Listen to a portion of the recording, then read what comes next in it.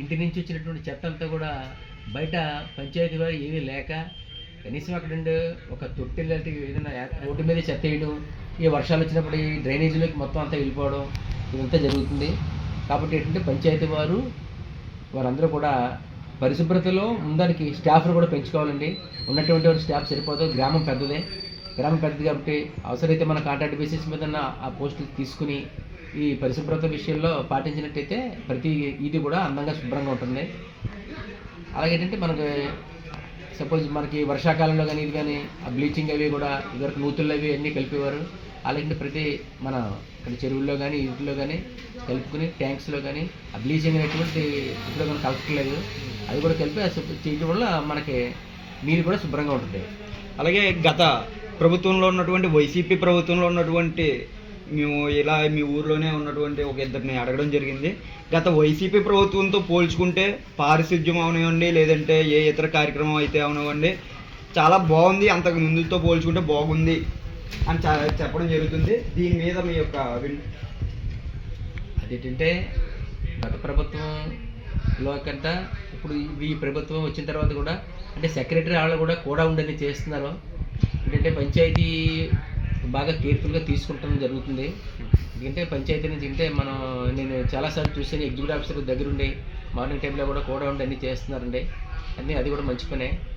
అలాగే ఏంటంటే మనం కేవలం ఫోటోలు దిగి కాకుండా మనం పంచాయతీ స్టాఫ్ అనండి, ఈ పారిశుద్ధ్యం చేసే స్టాఫ్ కూడా చాలా వాళ్ళ బాధ్యతగా పనిచేస్తున్నారు. వాళ్ళ ట్రాక్టర్ తీసుకొచ్చి మిగతా వాళ్ళందరూ కూడా స్టాఫ్ అందరూ కూడా మన కళ్ళెదురుకుండానే మన సంతలు జరుగుతుంటాయి, అందరూ కూడా పారిశుద్ధ్యం శుభ్రం చేసి వీధులన్నీ రోడ్డం కూడా వాళ్ళు చేయడానికి చేస్తున్నారు. వాళ్ళకైతే మనకి ఇంకా అదనంగా స్టాఫ్ అదనంగా వాళ్ళకి సిబ్బందిని ఏర్పాటు చేసినట్టయితే మరింత గ్రామం బాగా పరిశుభ్రతగా చాలా దెబ్బేశారు. విద్యార్థిని ఏ నాయకులు కూడా పట్టించుకోలేదు. ఇక నుండి అయినా ఇప్పుడు ఉన్నటువంటి ప్రభుత్వం విద్యార్థులను కూడా పట్టించుకుని మా మొర వినండి బాబు అలాగనేసి విద్యార్థులు అడగడం జరుగుతుంది. ఈ యొక్క ప్రభుత్వం ఎలా చేస్తుందంటారు విద్యార్థులకి? అంటే విద్యార్థుల కంటే ముందు చదువు విషయంలో ఇప్పుడు జగన్ గారి ప్రభుత్వం కూడా చాలా బాగానే చేసింది. ఎందుకంటే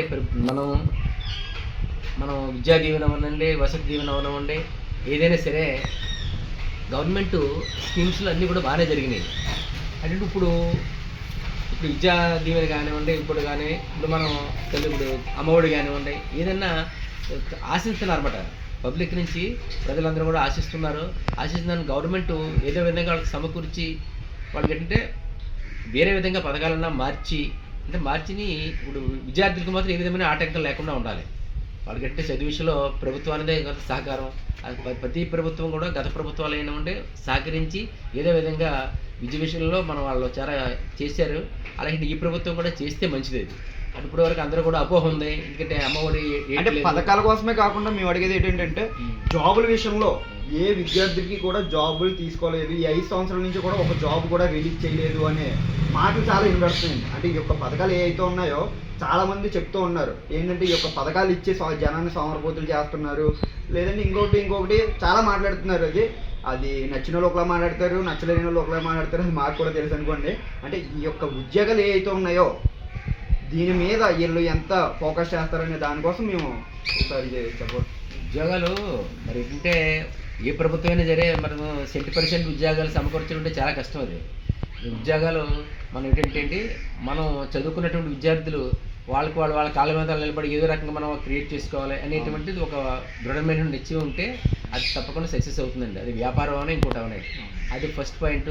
తర్వాత ఏంటంటే మనం ఇప్పుడు డిఎస్సీలు ఏమన్నా వేరే అదనంగా ఖాళీ పోస్టులు ఏమన్నా వాటిని రిక్రూట్ చేయాలి.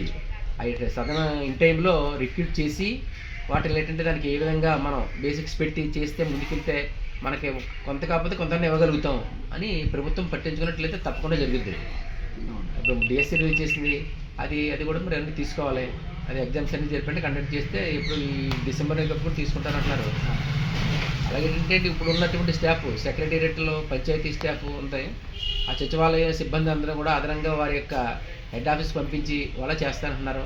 అది కూడా చేయాలండి. ఎందుకంటే అదనంగా కొన్ని ఖాళీగా కూర్చోబెట్టి జీతాలు ఇవ్వడం కంటే వాళ్ళకి తగినటువంటి పని కల్పించి అది చేసినట్లయితే అది కూడా మరింత మెరుగ్గా ఉంటుంది.